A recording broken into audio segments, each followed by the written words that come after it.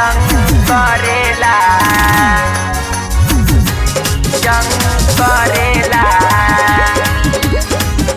RK studio Delhi.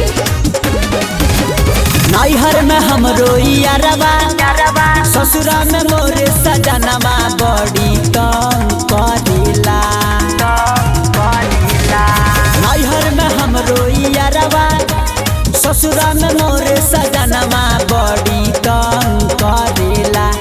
एहो सखी तंग करेला। ये गोड़ा पाजा में धरेला ये गोड़ा जंग करेला। ये गोड़ा पाजा में धरेला ये गोड़ा जंग करेला। नैहर में हमरो यारबा ससुरा में मोरे सजनवा बड़ी तंग करेला। नैहर में हमरो यारबा ससुरा में मोरे सजनवा बड़ी तंग करेला। एहो सखी तंग करेला। ये गोड़ा पाजा में धरेला ये गोड़ा जंग करेला। ये गोड़ा पाजा में धरेला ये गोड़ा जंग करेला।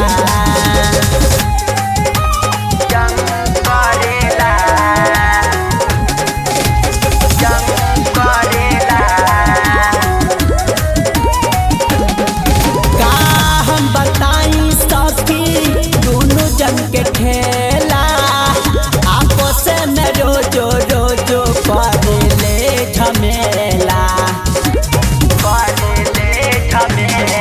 का हम बताई सखी दोनों जन के खेला आपस में रोजो रोजो करेले झमेला।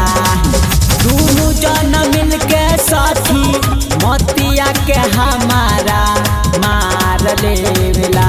ये गोड़ा पाजा में धरेला ये गोड़ा जंग करेला। ये गोड़ा पाजा में धरेला ये गोड़ा जंग करेला।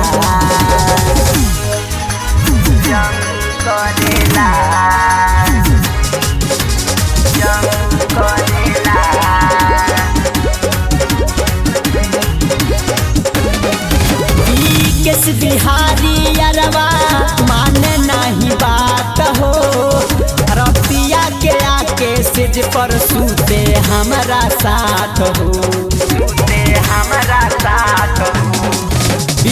केस बिहारी यारबा माने नहीं बात हो। रतिया में आके सिज पर सूते हमारा साथ हो। साजन सवरिया सैया छतिया से छतिया साट लेवेला। ये गोड़ा पाजा में धरेला ये गोड़ा जंग करेला। ये गोड़ा पाजा में धरेला ये गोड़ा जंग करेला। नैहर में हमरो यारबा ससुरा में मोरे सजनवा बड़ी तंग करेला। नैहर में हमरो यारबा ससुरा में मोरे सजनवा बड़ी तंग करेला। एहो सखी तंग करेला। ये गोड़ा पाजा में धरेला ये गोड़ा जंग करेला।